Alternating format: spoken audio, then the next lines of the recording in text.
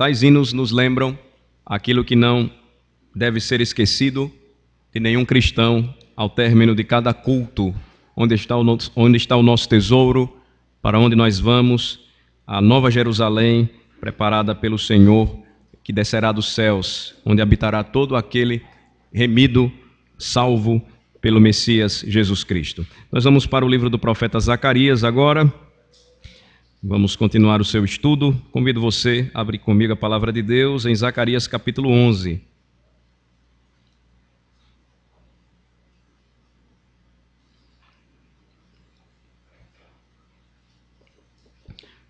Nós temos aqui a profecia. Ela é apresentada, ela é aberta dos versículos de 1 a 3 através de uma poesia.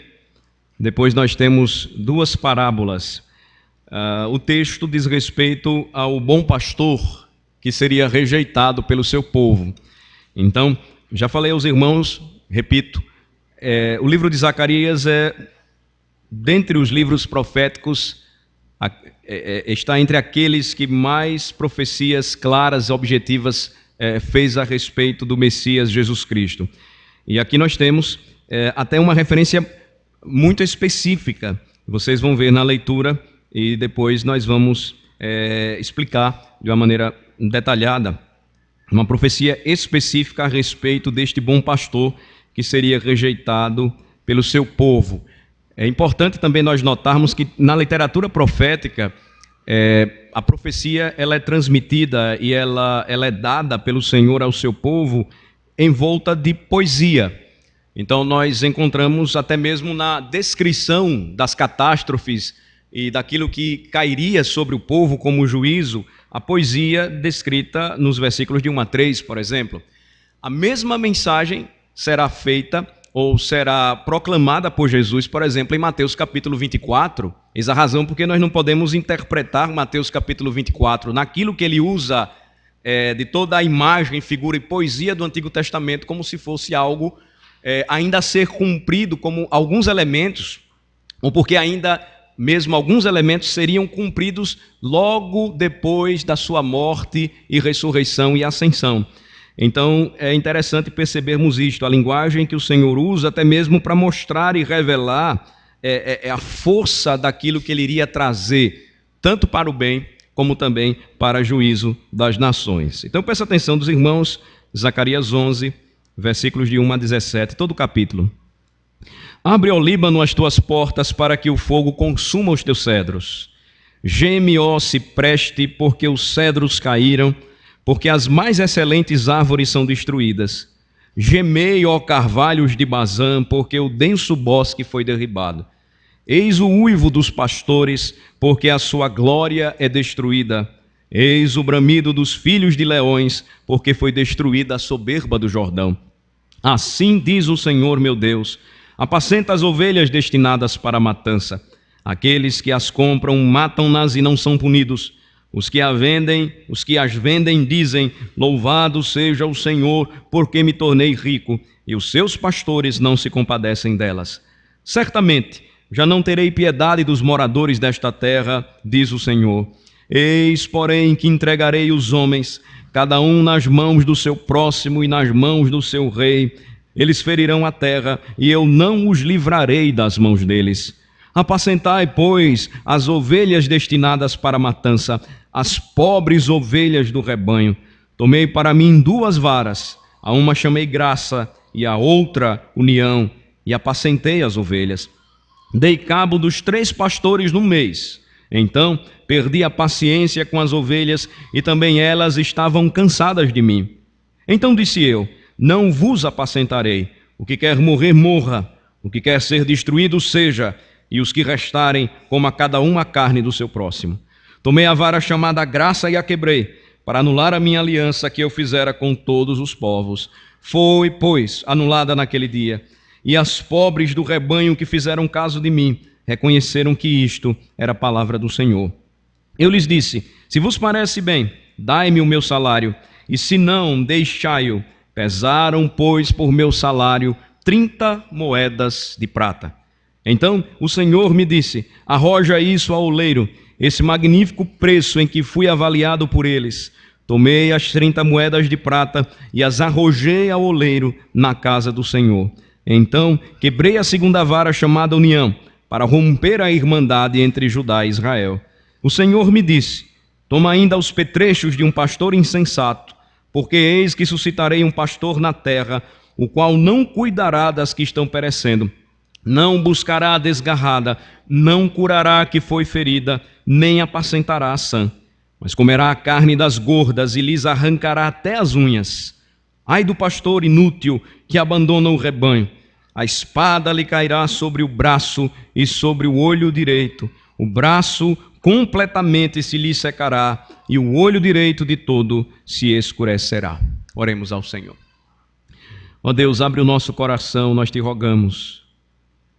Concede-nos, Senhor, a compreensão necessária, fruto da iluminação do Teu Espírito, que opera em nós e nos faz enxergar as verdades reveladas no livro de Zacarias.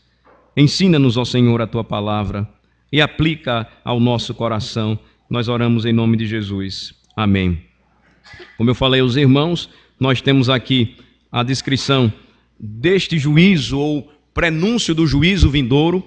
Este juízo, ele viria sobre as nações e, em específico, sobre a própria casa de Israel, porque, embora Zacarias tivesse profetizado 350 anos antes dos acontecimentos que viriam a acontecer, o povo que teve a oportunidade de ouvir, refletir, se arrepender, não se arrependeu e não tornou aos caminhos do Senhor, preferindo os caminhos maus. O livro, então, ele é aberto apresentando o prenúncio do juízo de Deus, como se fosse a chegada de uma tempestade com todo o seu furor. Daí a linguagem poética que nós encontramos aqui. E o poema de abertura, ele é preocupante, porque ele apresenta um convite para que os homens reflitam a respeito da seguinte questão: se Israel está sendo infiel, então é certo o seu julgamento. Se Israel não está disposto a voltar-se para o Senhor, é certo que o seu juízo vem e virá de Babilônia, Império Persa, Império Grego, Império Romano.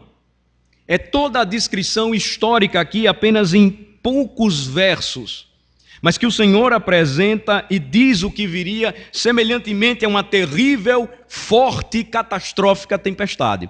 Então vejam comigo novamente versículos de 1 a 3, e eu convido vocês a lerem comigo. 1 a 3, vamos lá. Abre, ó Líbano, as tuas portas, para que o fogo consuma os teus cedros. Geme, ó cipreste, porque os cedros caíram, porque as mais excelentes árvores são destruídas. Gemei, ó carvalhos de Bazã, porque o denso bosque foi derribado. Eis o uivo dos pastores, porque a sua glória é destruída. Eis o bramido dos filhos de leões, porque foi destruída a soberba do Jordão. A profecia anterior, aquela que nós encontramos ainda no capítulo 9 de Zacarias, descreve um período em que Deus restauraria o seu povo, o templo sendo reformado, reconstruído, revelaria novamente a presença de Deus. Era uma imagem, era uma figura importante para o povo de Deus naquela época. Deus levantaria, suscitaria de uma linhagem sacerdotal dos Macabeus um reino que duraria por uma geração, 100 anos. Mas o grande problema é que, não dando ouvidos às palavras proféticas, este reino que organizadamente expulsou Epifânio, que profanou o templo, que paganizou o templo do Senhor, que sacrificou porcos dentro do templo do Senhor, que colocou imagens dos deuses gregos, eles começariam a pensar novamente naquilo que podiam ver e se esqueceriam novamente de como deveriam viver na dependência do Senhor. Percebam, a profecia ela é dada 350 anos antes, para que o povo enxergasse, ouvisse, lembrasse da sua história, se arrependesse. É assim que Deus faz conosco, domingo após domingo, nos lembra a história da nossa vida, nos lembra os caminhos que trilhávamos antes, por onde andávamos antes, aonde Ele nos colocou, o que Ele hoje faz conosco. E todas as vezes que nós deixamos de ouvi-lo, tenha certeza, se agirmos como Israel, é certo que o juízo virá. O texto então mostra a descrição do juízo pré-anunciado vindo como uma terrível tempestade. E a figura do Líbano, a figura do Jordão, a figura desta região, significava as barreiras e as proteções e os limites contra os invasores. Tudo isso iria cair. Nada iria subsistir, permanecer de pé, porque eles não estavam preparando os seus corações para o que verdadeiramente importava, a vinda do Messias. Este é o grande tema do livro de Zacarias. Este é o grande tema do livro de Ageu, do livro de Sofonias, profetas que, preparando o povo para o retorno à terra, anunciaram: algo maior virá, mais importante e relevante. Eles não estavam dando ouvidos, eles não estavam observando os preceitos do Senhor. O profeta então diz: tudo isso certamente irá acontecer. Até mesmo os pastores mais pacatos, aos leões mais bravos, a ideia do homem calmo e do homem guerreiro, nenhum povo ou nenhuma espécie iria sobreviver. Versículo 3: eis o uivo dos pastores, porque a sua glória é destruída. Eis o bramido dos filhos de leões, porque foi destruída a soberba do Jordão. Deus resiste ao soberbo, diz a palavra. Ele dá graça aos humildes, mas os soberbos, eles são destruídos de sua presença. Versículo 4 em diante, agora nós encontramos a mensagem a respeito da vinda do Messias. E aqui nós temos uma profecia a respeito da sua futura rejeição. O bom pastor seria rejeitado por seu povo, justamente porque a ideia que eles nutriam em seu coração era de que o Messias deveria vir para resolver mais uma vez os problemas políticos e sociais de Israel. Eles não estavam enxergando pela fé, mas eles estavam mais uma vez preocupados com a glória terrena. A partir do versículo de número 4, nós temos inicialmente uma metáfora e uma mensagem. Vamos ler juntos versículos de 4 a 6. Vamos lá? Assim diz o Senhor meu Deus: apacenta as ovelhas destinadas para a matança. Aqueles que as compram matam-nas e não são punidos. Os que as vendem dizem: louvado seja o Senhor, porque me tornei rico. E os seus pastores não se compadecem delas. Certamente já não terei piedade dos moradores desta terra, diz o Senhor. Eis, porém, que entregarei os homens, cada um nas mãos do seu próximo e nas mãos do seu rei. Eles ferirão a terra e eu não os livrarei das mãos deles. Zacarias, então, ele mostra e revela a situação. O rebanho, ele seria abatido. Aqui nós temos uma profecia a respeito de uma destruição futura, aquela que ocorreria quando o pastor e Messias prometido fosse rejeitado, e no ano 70, depois do nosso Senhor, depois de Cristo, Jerusalém iria mais uma vez cair. Eu já falei sobre isso quando nós estudamos Mateus 24, vou citar novamente. Flávio Joséfo, historiador judeu, ele registra que naquele dia 1 milhão de judeus morreriam. Que Tito, na época, o que cerca Jerusalém, fez isso por 1 ano, e por 2 veio a guerra, e com a guerra a destruição, e todo o templo glorioso ele ruiria. Deus enviou, sim, o Messias para pastoreá-los, mas eles haviam crescido, eles haviam se acostumado com a vida através de pastores egoístas e descompromissados. Aqui nós temos uma mensagem e uma metáfora. A metáfora, ela apresenta tanto os líderes judeus como os líderes romanos sendo tratados como pastores, governantes e sacerdotes, e todos eles falhando no propósito que o Senhor havia dado às nações, de glorificá-lo e de honrá-lo através do exercício de seus ofícios. O Messias viria para libertá-los. O Messias viria para trazer vida para o seu povo, mas ele seria rejeitado. Versículos de 4 a 6 que vocês leram comigo, traz essa profecia por meio de parábola.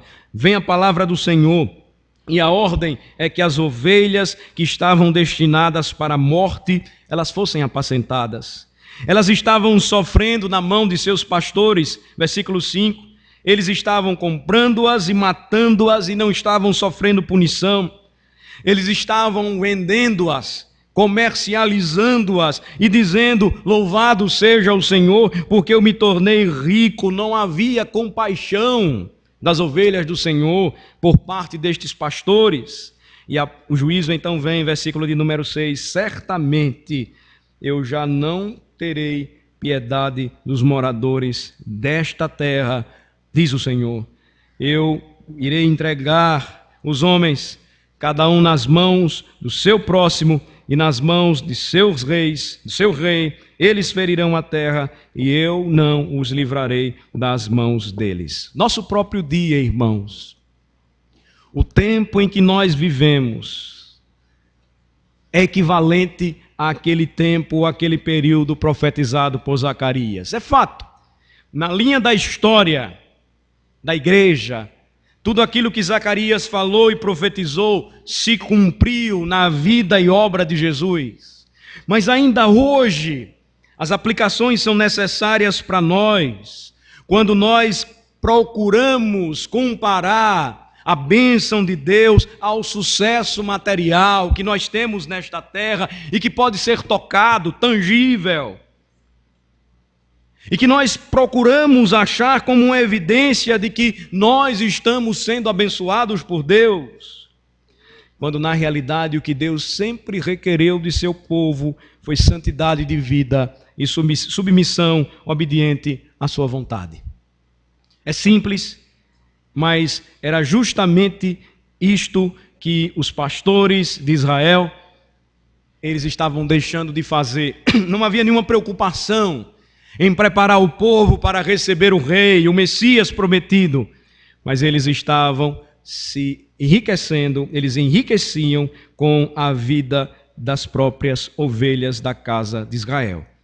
O versículo de número 5 nos mostra que a ironia descrita na parábola do bom pastor é que os judeus, eles esperavam um Messias para livrá-los de seus próprios pastores. Vejam as expressões aqui: compra, venda, impiedade, tudo apontava para uma existência miserável daquele povo. Na verdade, quando Jesus chega e inicia o seu ministério, o que é que ele encontra? Ele encontra um povo vivendo sobre pobreza, miséria e coação. Eles estavam perdidos, mas mesmo assim não estavam vendo que o seu próprio pecado os conduziu àquilo mesmo. O seu próprio pecado levou-os a experimentarem todo aquele estado de miséria e eles mesmos não receberam o Messias quando veio. Então Deus os entregou, ou os entregaria, segundo o versículo de número 6. Certamente já não terei piedade dos moradores desta terra. A aplicação para nós, irmãos, hoje se faz necessária. E sabem por quê? Porque muitos de nós, por vezes, estamos focados tanto em benefícios materiais e temporais que passamos a negligenciar aquilo que é mais importante. Nós começamos a observar a vida que nós levamos e a situação confortável que nós experimentamos e passamos a negligenciar aquilo que deveria ser mais valioso para nós. O povo não conseguia enxergar a sua própria miséria. Quando o Messias chega, a necessidade e o desejo de que tudo voltasse a ser como era antes foi tão grande que eles não entenderam a linguagem de Jesus quando disse: o meu reino não é deste mundo. Eu vim preparar para vocês um lar. Eu vim trazer vida para vocês e vida em abundância. O mesmo problema é vivido ainda hoje, irmãos, e experimentado quando falsos pastores se levantam e pregam um falso evangelho que atrai multidões, porque as multidões continuam desejando aquilo que pode, de fato, tornar o homem rico. Mas não rico espiritualmente, rico para este mundo, materialmente, que faz o homem se afastar dos caminhos do Senhor a cada tempo, a cada momento. Os homens rejeitariam o Senhor, é a profecia de Zacarias. E eis a razão porque Deus iria rejeitá-los e não teria piedade deles. Por que você acha que nós estamos vivendo um tempo em que começamos a perceber a forma como o mundo religioso em nossos dias ele é enxergado? Os homens não estão entendendo nada a respeito da mensagem do Evangelho. As igrejas estão caladas e não estão falando a respeito das verdades do Evangelho. Pastores falsos, impiedosos estão comprando, matando, punindo e se enriquecendo com as ovelhas. Isto não tem nada a ver com o Evangelho. Zacarias então profetiza e diz: por conta disso, Deus não teria piedade dos moradores da terra. É uma linguagem estranha, muito diferente daquela que nós estamos acostumados a ouvir. Certa vez, porque estava dando uma série de estudos no catecismo, uma irmã me procurou e disse assim para mim: mas pastor, eu não aguento mais, o senhor só fala sobre pecado. E eu disse: e onde é que você estava nos dias tal, tal e tal, quando foi falado sobre a graça de Deus? Vejam a importância de você estar na igreja e acompanhar aquilo que a Bíblia diz, porque ela não fala apenas sobre graça, mas também sobre juízo e salvação. A Bíblia não fala somente sobre céu, mas diz também respeito ao inferno e à condenação eterna para aqueles que rejeitam o Messias do Senhor. E nós teimamos, irmãos, em traçar o mesmo caminho dos israelitas dos dias de Zacarias. Sigamos mais um pouco, versículos de 7 a 11, a descrição mais clara da rejeição que sofreria o Messias, o Senhor Jesus Cristo. Vamos ler juntos os versículos de 7 a 11. Vamos lá. Apacentai, pois, as ovelhas destinadas para a matança, as pobres ovelhas do rebanho. Tomei para mim 2 varas, a uma chamei graça e a outra união, e apacentei as ovelhas. Dei cabo dos 3 pastores num mês. Então perdi a paciência com as ovelhas, e também elas estavam cansadas de mim. Então disse eu: não vos apacentarei. O que quer morrer, morra. O que quer ser destruído, seja. E os que restarem, coma cada um a carne do seu próximo. Tomei a vara chamada graça e a quebrei, para anular a minha aliança que eu fizera com todos os povos. Foi, pois, anulada naquele dia, e as pobres do rebanho que fizeram caso de mim reconheceram que isto era palavra do Senhor. A partir do versículo 13, a rejeição ela é melhor esclarecida nesta parábola, retratando a obra de Cristo como mediador, aquele que viria para alimentar os rebanhos condenados. A expressão as pobres ovelhas do rebanho, ela tem uma referência muito próxima a aquelas pessoas que sofriam com os comerciantes de escravos, que eram escravizados e vendidos por estes homens. O Senhor então viria, o seu ministério seria apacentar estas ovelhas destinadas para a morte, que perderiam direito à vida, à liberdade, as pobres ovelhas do rebanho, os aflitos do rebanho. Ele viria para trazer vida, viria para guiá-las com favor, com graça. Veja, as 2 varas em suas mãos, tomadas por ele, chamadas de graça e união. o pastor agregador, aquele que viria congregar o seu povo, veio para trazer graça, diz o apóstolo João. E ele, o Verbo, habitou entre nós, cheio de graça e de verdade. A graça de Cristo revelada ao povo traria então as ovelhas para perto de si, iria uni-las, agregá-las, arrebanhá-las, e então elas poderiam ser apacentadas pelo Senhor. O versículo 8, ele mostra como isto iria acontecer. Há pelo menos 40 interpretações diferentes para o versículo de número 8. Há uma interpretação que se aproxima bastante e eu penso se adequa até mesmo àquilo que nós entendemos quando estudamos a obra de Cristo e os seus ofícios.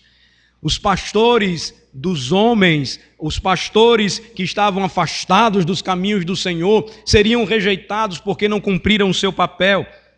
Aqui nós temos uma figura do sacerdote, do rei, e temos a figura do profeta também. O que é que o Senhor viria e o que é que o Senhor faria? Ele iria dar cabo a estes 3 ofícios. Isso é uma interpretação possível. Eu acredito que ela se adequa quando nós estudamos a revelação a respeito de Jesus, que diz que viria para ser profeta, sacerdote e rei de seu povo. Os profetas dos dias de Jesus, eles não cumpriram e eles não atenderam às necessidades, exceto aquele que preparou o seu caminho. Na realidade, o período entre os testamentos mostra uma falha grande no ministério profético, quando os homens se afastam do Senhor e não há profecia nenhuma. Jesus viria para ser, de fato, o verdadeiro profeta. Os sacerdotes o rejeitariam, pediriam a sua crucificação, ele daria cabo também ao sacerdócio. No ano 70, Jerusalém seria destruída e o seu templo, e nunca mais haveria sacrifício. Os reis não cumpriram o seu papel de guardar o povo, de preservar a lei e de fazê-los lembrar que um rei maior viria e entraria pelas portas de Jerusalém. O Senhor então daria cabo aos 3 ofícios. Versículo 8. Dei cabo dos 3 pastores no mês. O que acontece então? Ele perde a paciência. Ele perde a paciência com as ovelhas. E também elas estavam cansadas dele. Aqui nós percebemos, irmãos, tudo o que iria acontecer. Veio para o que era seu, mas os seus não o receberam. Veio para o seu povo, mas o seu povo o rejeitou. O versículo 9 nos mostra como o Messias foi rejeitado. E por que foi rejeitado? Ele disse: não irei mais apacentar vocês. O que quer morrer, morra. O que quer ser destruído, seja destruído, e os que restarem, coma cada um a carne do seu próximo. Muitas vezes nós olhamos a figura de Jesus, o nosso Redentor, Salvador de seu povo, apenas como aquele que veio para trazer salvação. A Escritura diz que ele viria para trazer juízo também para os que o rejeitassem. Durante o seu ministério, pregando o Evangelho, ele prepararia, sim, o coração dos homens, ele os abraçaria. Ele diria: vinde a mim, todos vós que estáis cansados e sobrecarregados, e eu vou aliviar vocês. Mas à medida em que os homens o rejeitavam e se cansavam dele, ele também se cansava destes. A Escritura nos diz que quando Cristo voltar segunda vez, os desejos e os desígnios mais íntimos dos homens serão julgados em consonância com o seu Evangelho. A Escritura diz que quando Cristo voltar segunda vez, aqueles que não se submeteram ao seu pastoreio não serão mais pastoreados por ele, porém condenados. A Escritura não esconde, mas nos mostra em passagens muito claras, específicas, que neste dia muitos irão se levantar e dizer: Senhor, Senhor.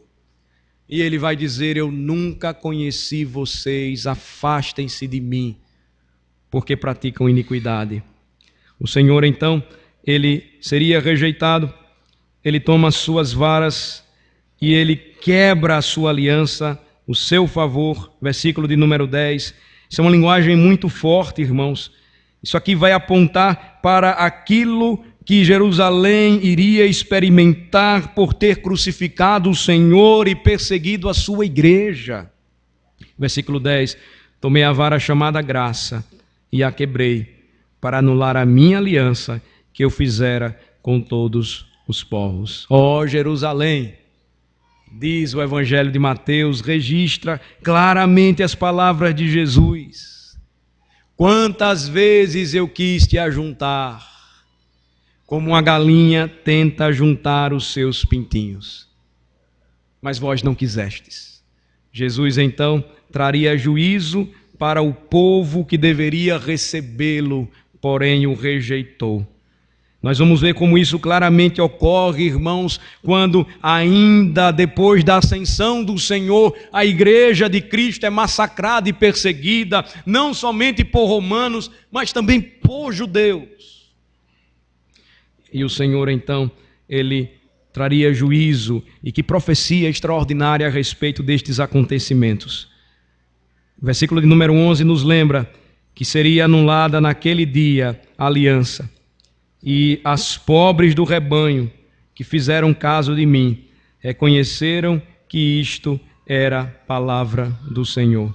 A desvalorização, irmãos, ela é então mais esclarecida nos versículos de 12 a 14, onde nós vamos ficar, quando há uma profecia específica, ou o cumprimento desta profecia, melhor falando, é clarificado nos evangelhos, quando nós chegamos nos versículos de 12 a 14. Vamos ler? Eu lhes disse, se vos parece bem, dai-me o meu salário, e se não, deixai-o. Pesaram, pois, por meu salário 30 moedas de prata.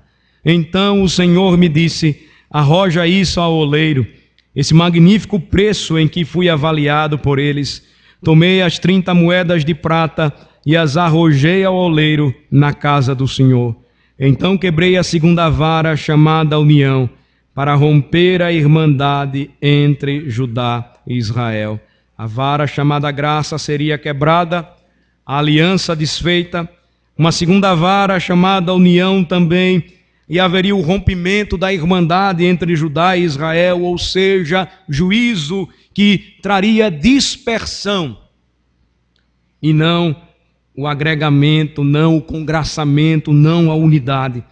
O Senhor seria sim rejeitado, e essa rejeição, ela seria materializada.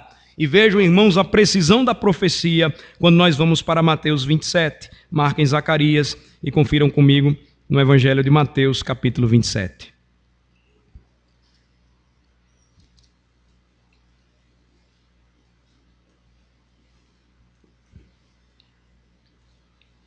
Mateus 27, do versículo 1 em diante, até o versículo de número 10.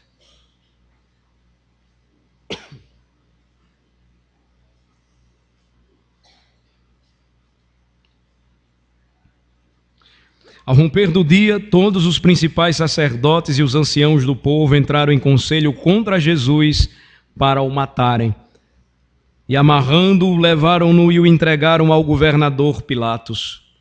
Então Judas, o que o traiu, vendo que Jesus fora condenado, tocado de remorso, devolveu as 30 moedas de prata aos principais sacerdotes e anciãos, dizendo, pequei, traindo sangue inocente.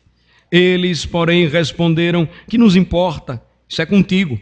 Então Judas, atirando para o santuário as moedas de prata, retirou-se e foi enforcar-se.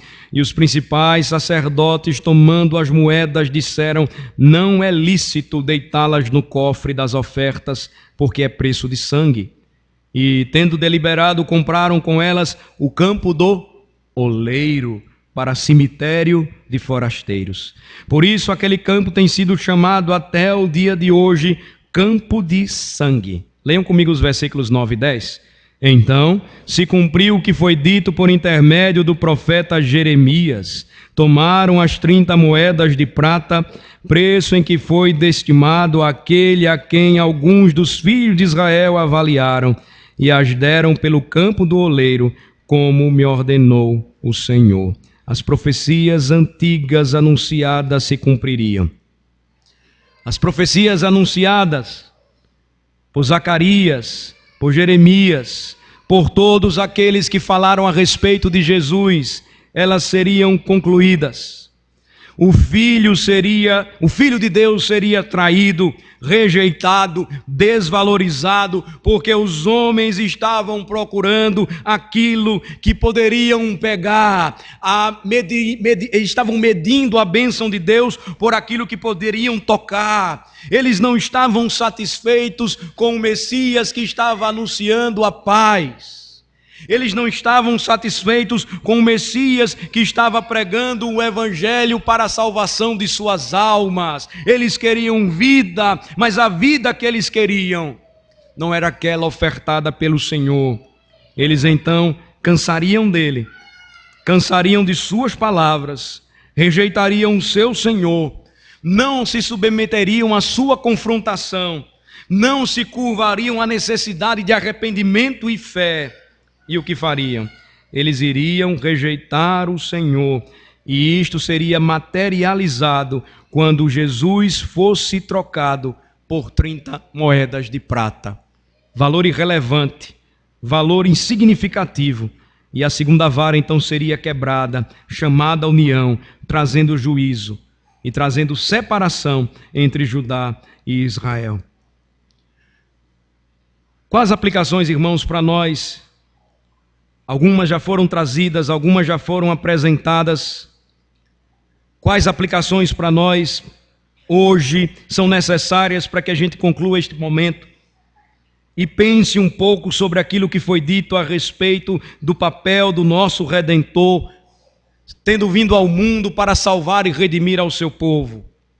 A primeira aplicação que precisa ser aqui dita e precisa ser compartilhada entre nós é que não há diferença entre o comportamento dos israelitas no passado e do nosso comportamento hoje, se a graça de Deus por nós é desvalorizada e nós valorizamos mais este mundo e os seus prazeres.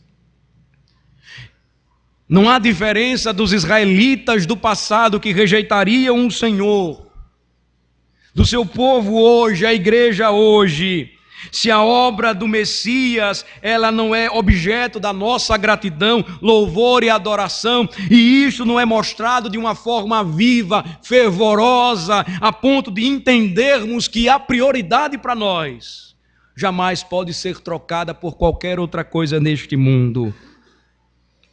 E nós precisamos, irmãos, estabelecer quais são as nossas preferências. O que é que nós, de fato, desejamos mais? Porque se nós agirmos assim como o povo de Deus agiu no passado, nós experimentaremos o mesmo juízo e nós experimentaremos a mesma desgraça. Não há diferença, irmãos, e nós precisamos entender isso muito bem. Se nós não decidirmos hoje, de uma vez por todas, aplicar toda a nossa vida e resolver, assim como Josué, eu e a minha casa, servirmos ao Senhor,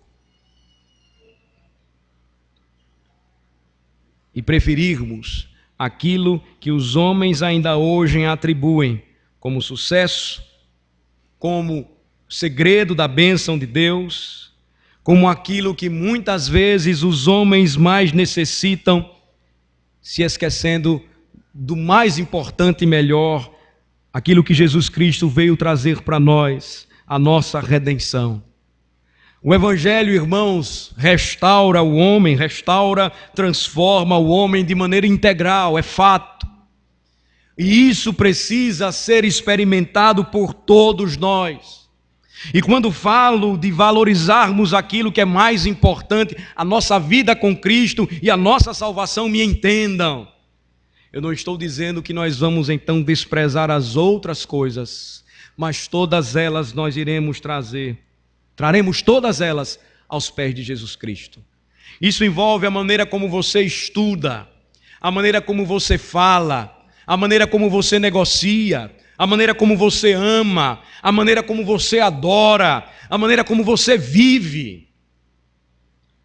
Porque se for de forma diferente, nós caminharemos pelo mesmo rumo daqueles que trocaram e rejeitaram a graça e a união trazidas por Cristo. Pedro vai nos advertir e dizer que se nós retrocedemos, nós seremos comparados à porca que volta para a lama depois de ser lavada, e ao cachorro que volta a comer o seu vômito, ou que come o seu vômito depois de tê-lo colocado para fora. Tenhamos, irmãos, o cuidado e a gratidão necessária para observarmos aquilo que Cristo viveu, sofreu por nós. A sua morte, o que ela trouxe para nós, vida. A sua salvação, o que produziu em nossa alma, em nosso ser, transformação. E entendamos de uma vez por todas que o Jesus Cristo, pintado ainda hoje pelos falsos pastores, ele não tem nada a ver com o Messias revelado nas Escrituras. Ele traz graça e união. Ele traz palavra e com esta verdade. E com esta palavra e verdade, ele traz juízo e salvação. É necessário que creiamos nele e sejamos salvos. Se o rejeitarmos, não nos enganemos, por ele seremos rejeitados. Vamos orar. Senhor, nosso Deus misericordioso, pedimos, ó Deus, que nos faças entender as palavras desta profecia, que nos permitas enxergar aquilo que mais temos procurado neste mundo. Se temos apenas desejado a satisfação dos nossos desejos mundanos e carnais, enquanto ao mesmo tempo ignoramos a tua provisão e nos ter enviado a Cristo, que nos trouxe verdadeira vida e perdão. Tem misericórdia de nós, ó Senhor, quando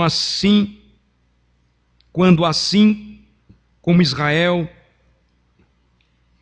vivemos e preocupados com este mundo, somos tomados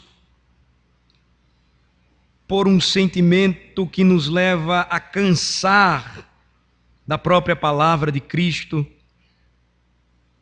e de não desejar mais viver e ser apacentado por Ele.